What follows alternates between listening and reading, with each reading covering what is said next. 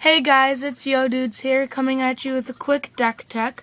Actually, it's the first deck tech that I've seen for Theros, except for one of Absolute MTG's, and it is the first monstruous one I've seen, except for the intro pack, but that's not really the same because you can buy that. You can't just go out and buy this. You can buy all the cards, but you know, it's good. It's good. Alright, so this is blue-red. So let's get started over here with blue. I aimed to do lots of tapping mechanics, like this, and this, and this, and this, and this, and this.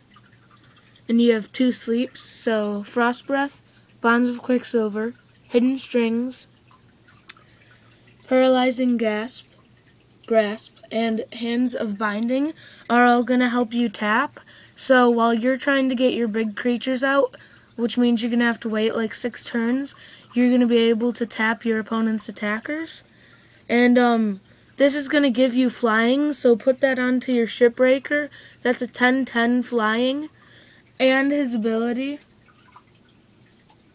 that's going to help deter some more attackers. You have Sphinx of the Chimes, pretty powerful.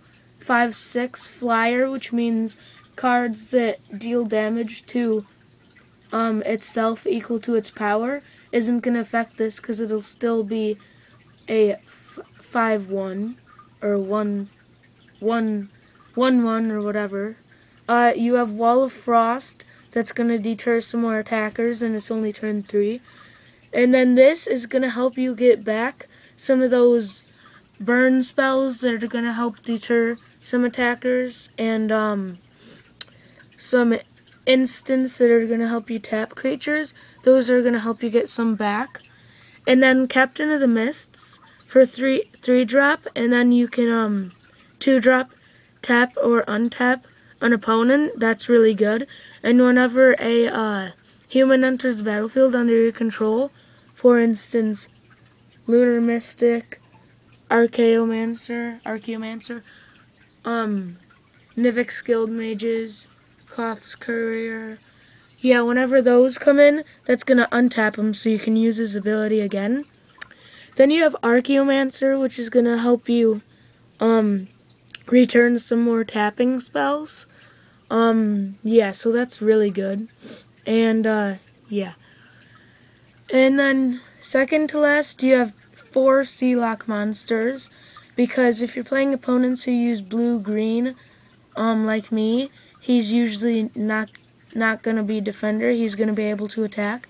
But automatically, when, he becomes monstrous, he can attack if you play him right, and you don't just make one of your places an island too, which would be stupid, because you'll have plenty.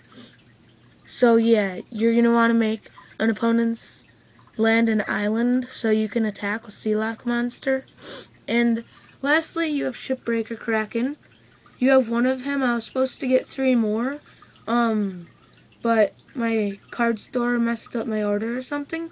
So a 10/10 attacker, and you get to tap 4 target creatures an opponent controls, is going to pretty much clear the attacking board for you.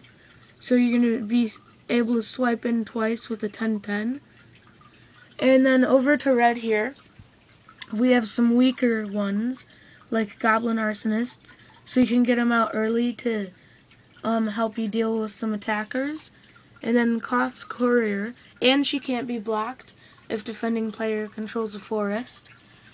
And then you have Molten Birth is going to continuously pretty much let you put 1/1 red elementals onto the battlefield. Nivix Guild Mage, turn 2, and you can get some of your tap spells back. Staff of the Flame Magnus is going to help you gain some life in case you don't get your tap spells and they are attacking. You've got some burn spells right here, Pillar of Flame and Shock, to help you deal some damage, especially good against Boros. You're going to be able to kill some of those quick play, like if my opponent was using Goblin Arsonist, you're going to be able to deter some of those. Rush of Blood, if you play this on Shipbreaker Kraken, when he's monstrous, you can swipe in one turn and they're dead. Act of Treason, again, deterring your attackers until you get your big creatures out. This is going to let you gain control of target attacker, and then you can attack with it. And then Shiv's Embrace and Lightning Talons are going to help you because they're going to give you even more attack and defense. And then, before I go to the red, big, beefy creatures, I'll go over here to land. You have 11 mountains, 12 islands, and one is at Guild Gate. I would put more in, but I can't find them. Yeah, so let's go to the bigger creatures. You have a Stormbreath Dragon. He's like one of the best cards in this set. He actually even costs more than Theros to buy. He costs around 20 bucks. And I pulled him, lucky me. 4/4 Flying Haste for 5 is automatically good. And then you're going to give it Monstrous for 10. And when it becomes Monstrous, for 3. When it becomes Monstrous, it's going to be 7/7, and when it does, it deals damage to target opponent equal to the land, equal to the number of cards in their hand. So if you add a couple of spells that add cards to your player's hand, and then you play this Monstrous, that's going to deal some nice damage. And lastly, you have 4 Ember Swallowers. At least they didn't mess this order up. I'll take it out of the glare.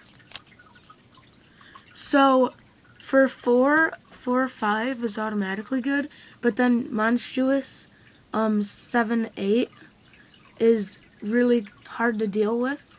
And some people are complaining about its last ability right there, about sacrificing 3 lands, but with this deck, it really doesn't matter, because by the time you play this, you're going to have most of your crap out, like by the time you play it Monstrous, and even if you don't, you're still going to be able to pull a lot more lands, and it's really just not that big of a deal. So don't stop that from getting it for you, and especially it's going to get rid of 3 of your opponents too, so what's it matter?